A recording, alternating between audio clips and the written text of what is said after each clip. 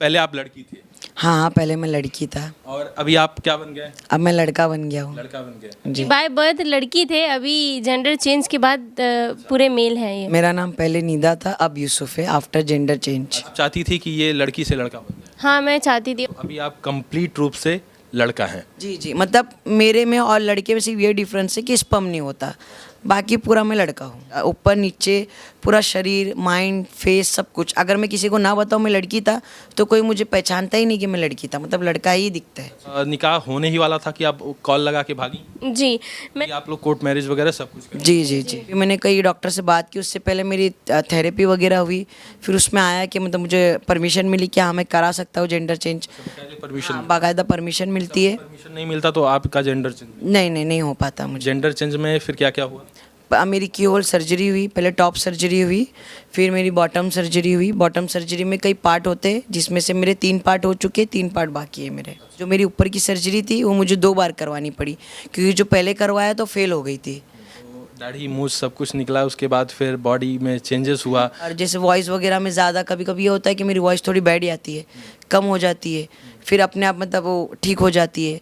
और मतलब जो बाल होते हैं सर के, टेस्टोस्टेरोन लेने से जैसे आदमी के साथ टकले हो जाते हैं, हेयर फॉल बहुत हो जाते हैं, तो ये सब चीज़ होती है। मसल्स वगैरह तो बढ़ते ही है, बट उसके नेगेटिव साइड इफेक्ट भी होते हैं। फ्रेम में भी हमारे साथ 2 मुस्लिम लड़कियां हैं जिन्हें अभी आप कैमरे स्क्रीन पर देख रहे हैं। दोनों लोग आपस में शादी कर ली हैं। आप इनको देख रहे होंगे तो आपको ये लग रहा होगा कि ये लड़के हैं, लेकिन ये भले कपड़ा हुलिया या जिस तरीके का इनका वेशभूषा है, परिवेश है, लड़कों जैसा है, लेकिन पहले ये लड़की थे और ये दोनों लड़कियां आज शादी रचा ली हैं, साथ में रहते हैं, जुड़ेंगे, बातचीत करने का प्रयास करेंगे। क्या नाम है आपका? मेरा नाम पहले निदा था, अब यूसुफ है आफ्टर जेंडर चेंज। ये आपके कौन हैं? ये मेरे हस्बैंड है। आपके पति हैं? जी तो मतलब दोनों लड़कियां, मतलब वैसे आप दोनों लोग लड़की हैं, मैं सही कह रहा हूँ? जी, ये बाय बर्थ लड़की थे, अभी जेंडर चेंज के बाद पूरे मेल हैं ये। जन्म से आप लड़की थे हाँ, जन्म से मैं लड़की था। और अभी आप लड़का बन गए? हाँ, मैंने ऑपरेशन करवाया अपना और मैं लड़का बन गया। ये पूरी कहानी क्या है, पूरी कहानी कैसे स्टार्ट हुई, इसके लिए आपको पूरा वीडियो देखना पड़ेगा। निदा नाम है आपका, अभी आपका क्या नाम हो गया है? यूसुफ। यूसुफ। तो आपको निदा कहें या यूसुफ कहें वीडियो में? यूसुफ कहे। यूसुफ। कहानी कैसे शुरुआत होती है आपकी? जब आप लड़की थे, भगवान ने आपको लड़की बनाया, तो क्या जरूरत आन पड़ी कि आप लड़की से लड़का बन गए?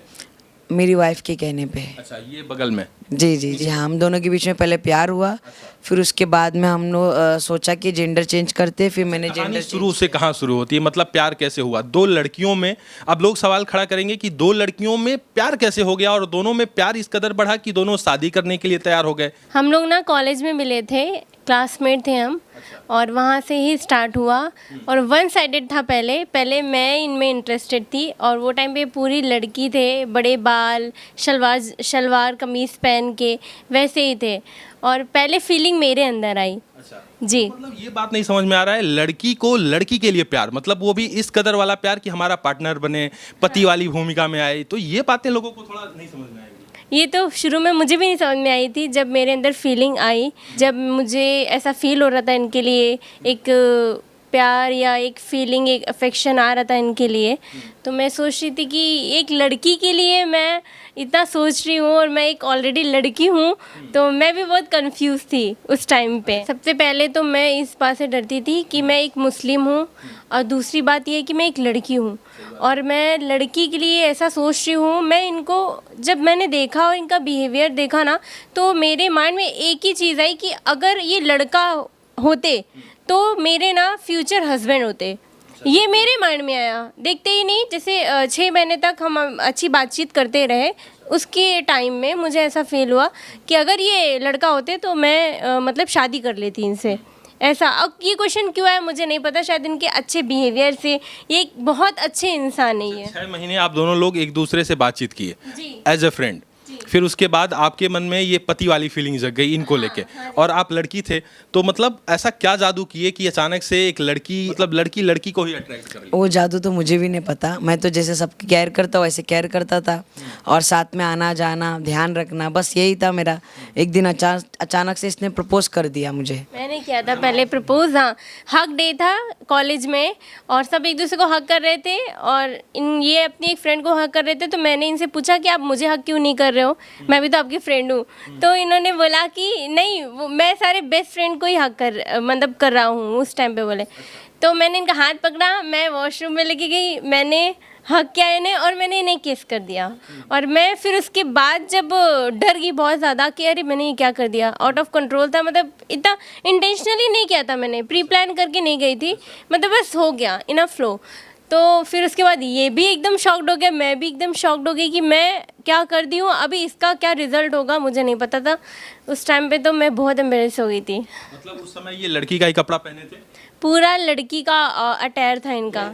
मैं कभी टॉम बॉय रहा ही नहीं हूँ, मतलब लड़की जो होती है प्रॉपर लड़की, मैं वही था। आपकी सहेलियों को पता था? मेरी किसी भी फ्रेंड को नहीं बताया था मैंने कि ऐसा कुछ है हमारे बीच में। हम लोग डेट करते थे, मूवी डेट पे जाते थे और ये मेरे बर्थडे सेलिब्रेट करते थे, इतना ग्रैंड लेवल का करते थे कि सबको शक होता था कि इतना मतलब इनका कुछ तो ज़्यादा है फ्रेंडशिप से। किसी को कभी, मतलब आप बता रहे हैं घूमने जाते थे, साथ रहते थे, तो किसी को कभी शक नहीं हुआ कि यार ये लड़की, इन दोनों लड़कियों में कुछ ज़्यादा नज़दीकियाँ नहीं है, हद से ज़्यादा? कुछ लोग पूछते थे तुम लोग जिस तरह से फाइट करते हो ना, लगता है कपल है। अच्छा, हाँ। लोग ऐसा कहते थे? हाँ, जो क्लासमेट होते थे वो लोग बोलते। कैसे आप लोग डिसाइड किए, चूंकि आप भी लड़की थी और आप भी लड़की थी, तो दो लड़कियां ये कैसे श्योर हो जाती हैं कि कौन मेल बनेगा कौन फीमेल बनेगा, ये कैसे श्योर हुआ? रोल्स ना जो डिवाइड हो जाते खुद से ही हो जाते हैं, क्योंकि मैं इन्हें हमेशा लड़की की तरह देखती थी, ये हमेशा एज अ गर्लफ्रेंड ही मुझे देखते थे।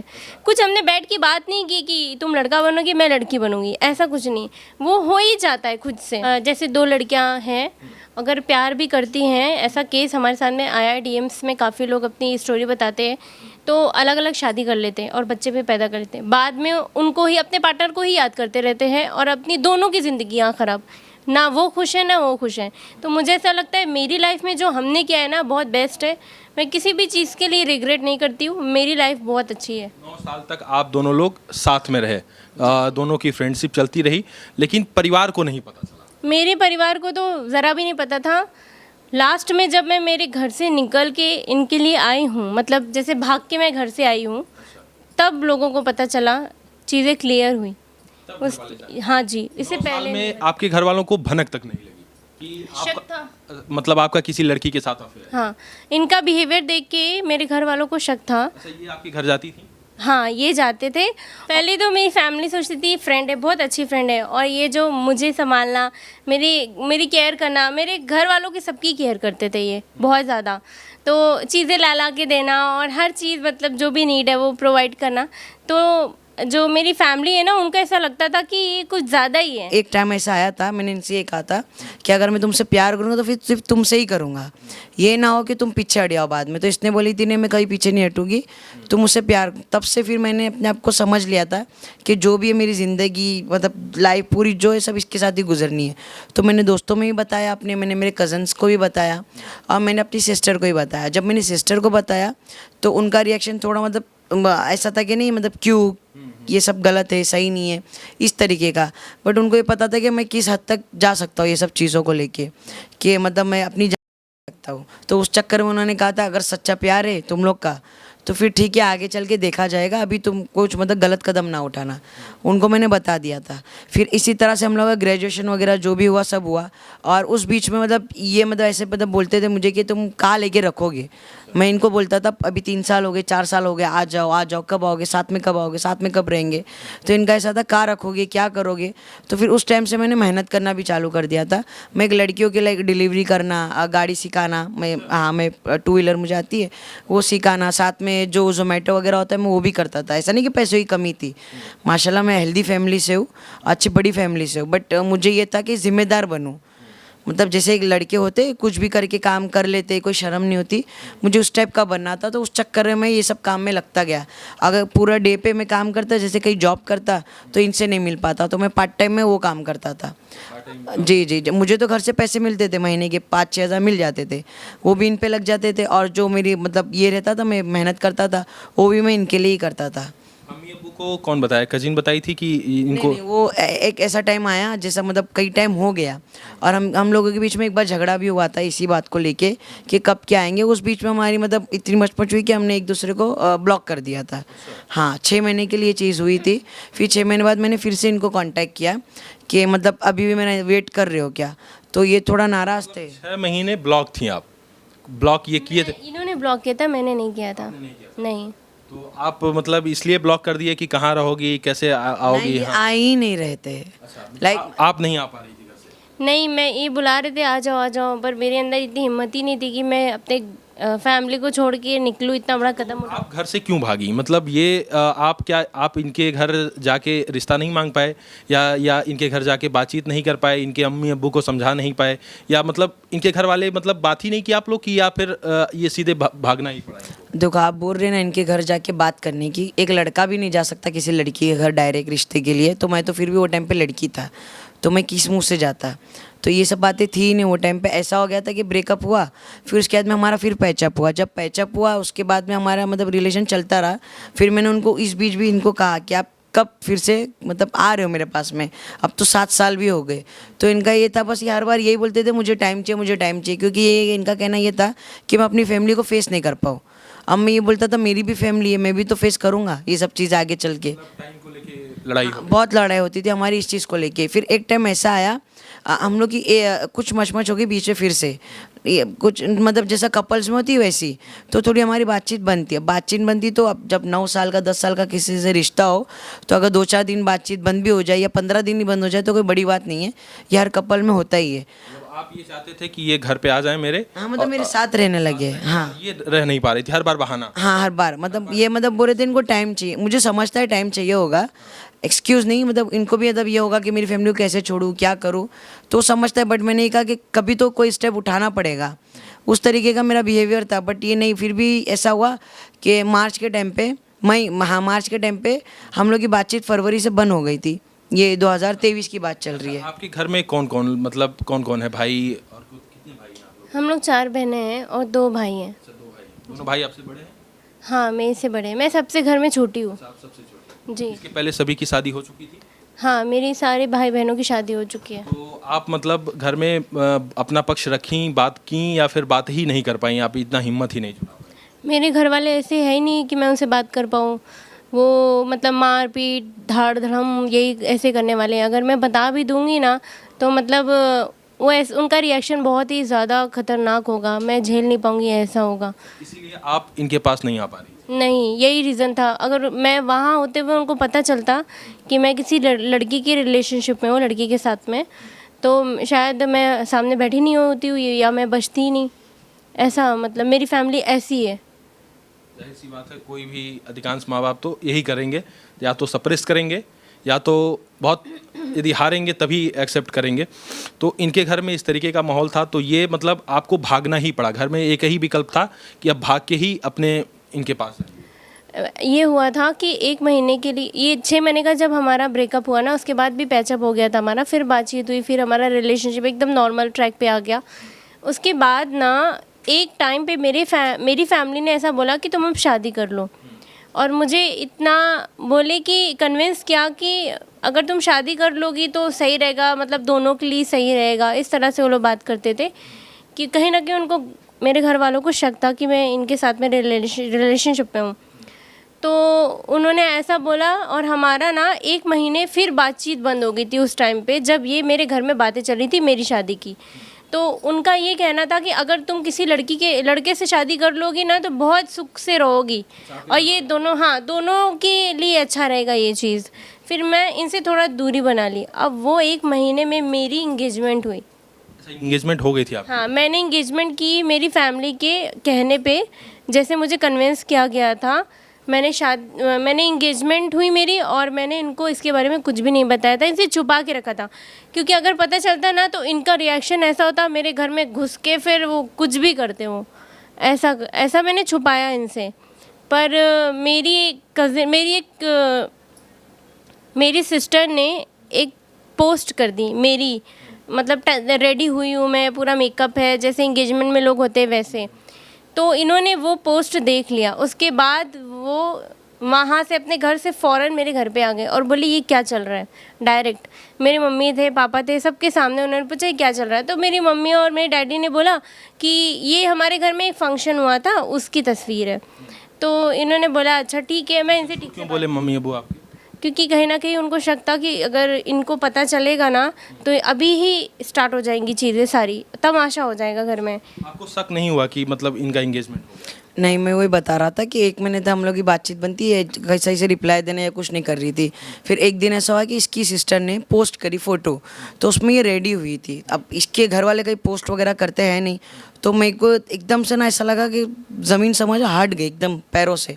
मुझे पूरा वो वैसा फील हुआ और मैंने जल्दी जल्दी फ़ोन उठा के इनको कॉल किया, इनके घर वालों सबको कॉल किया, किसी ने कोई रिप्लाई नहीं दिया। एक सिस्टर ने फ़ोन उठा के कहा, अरे वो तो घर पे सोई हुई होंगी, क्या लगा था उस टाइम पे कि धोखा? धोखा दे रही है करके पूरा ये लगा। अब आप समझते हो किसी के साथ 9 साल 10 साल रहना, उसको अपना सब कुछ दे देना और उसके बाद में उससे मतलब इस तरह से धोखा मिलना तो कैसा लग सकता है।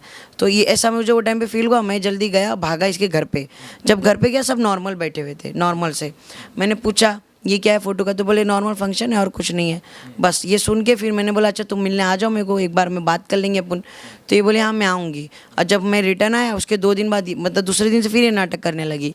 मैंने कहा तुम मिल क्यों नहीं रही है? बोले हाँ मैं आऊँगी अभी आऊँगी, कभी आऊँगी, ऐसे करने लगी। फिर एक दिन ही आई, रमज़ान का टाइम चल रहा था वो टाइम पे, मार्च में। एक दिन ही आई, एक दिन आके नॉर्मल मेरे साथ अच्छे से हंसी बोली।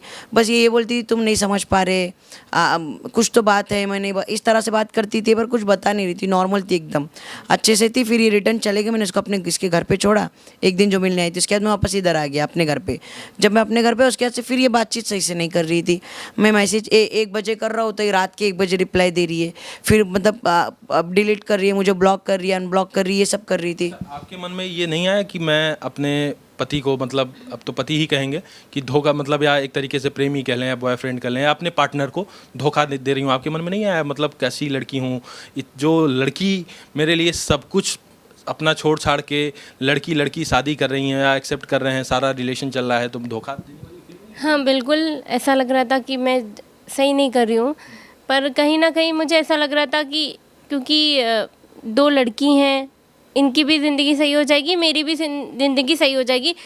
अगर बहुत सारे कपल ऐसे हैं जो शुरू में यही सोचते हैं कि गिव अप कर देते हैं, तो मैंने गिव अप कर दिया था कि छोड़ो मैं कहीं और शादी कर लेती हूँ, क्यों इतना किसी को तकलीफ़ देना। और मेरे घर वाले तो कभी एक्सेप्ट भी नहीं करेंगे और मेरी इतनी हिम्मत ही नहीं कि मैं सब कुछ छोड़ के अपने घर से इनके पास जा सकूं।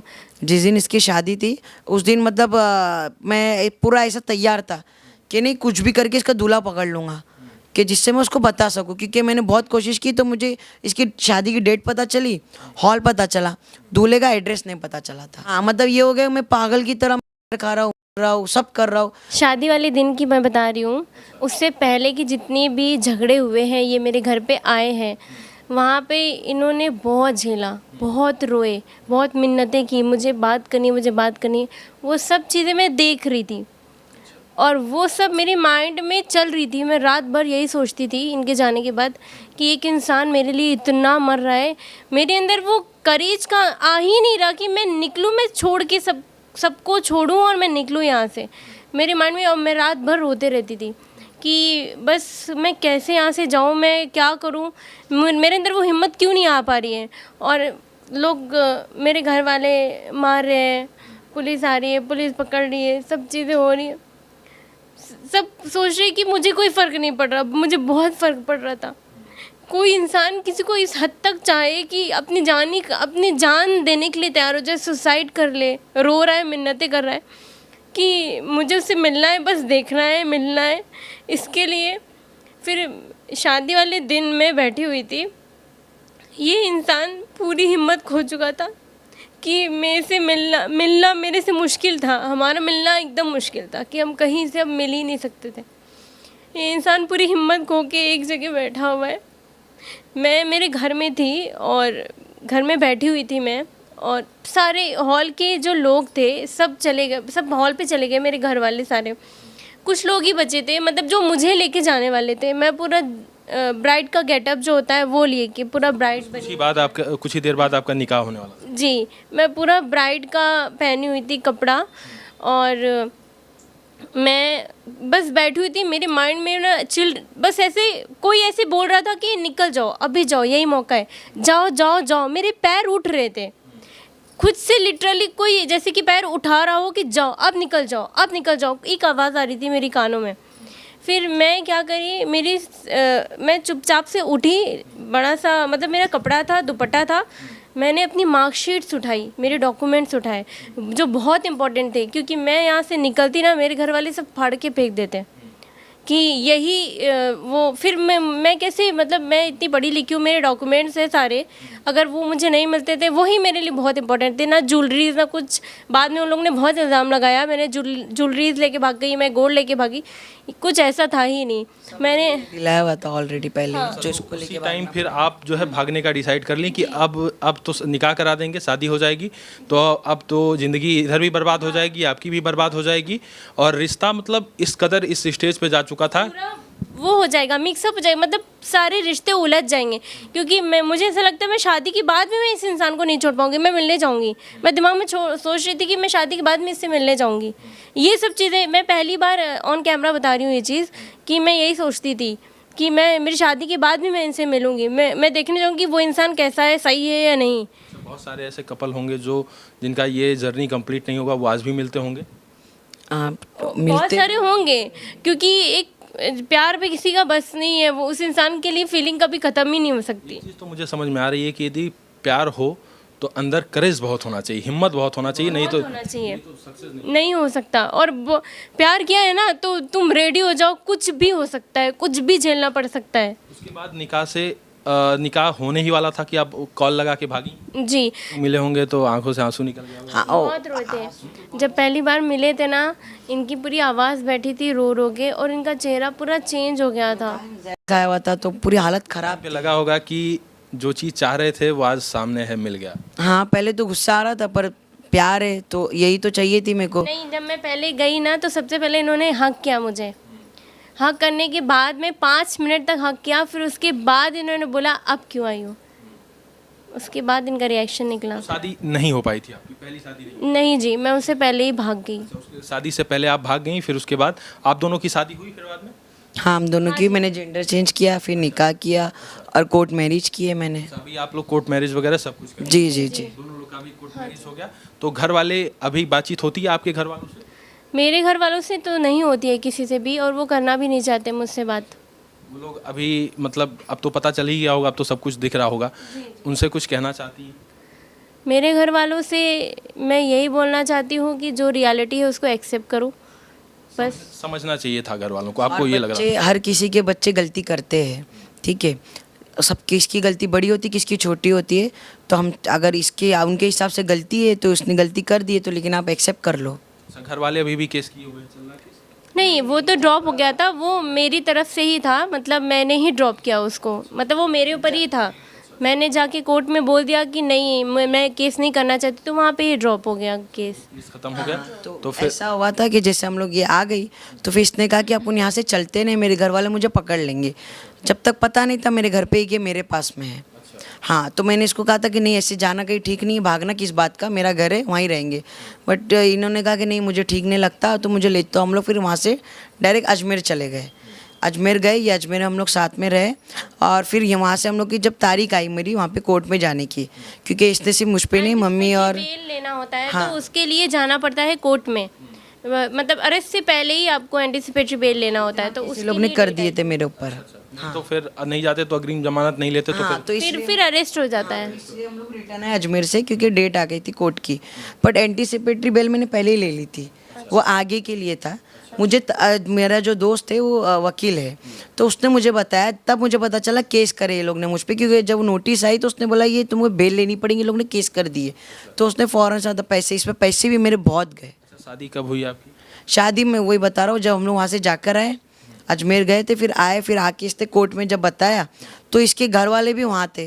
अब वहाँ थे तो सिर्फ सिस्टर और भाई थे, जैसे इसको देखे पूरी फैमिली आ गई, पूरी फैमिली आके वो रोना धोना और इसको घसीटने लगे कि घर चलो, हाथ पकड़े घसीट, जबरदस्ती कर रहे थे? बहुत घर पे चलो, तुमने जो भी कर दिया छोड़ो, अभी तुम चलो, ऐसा बोल रहे थे। आप क्या बोलने की नहीं जाए? मैंने बोला नहीं, मैं नहीं जाऊँगी।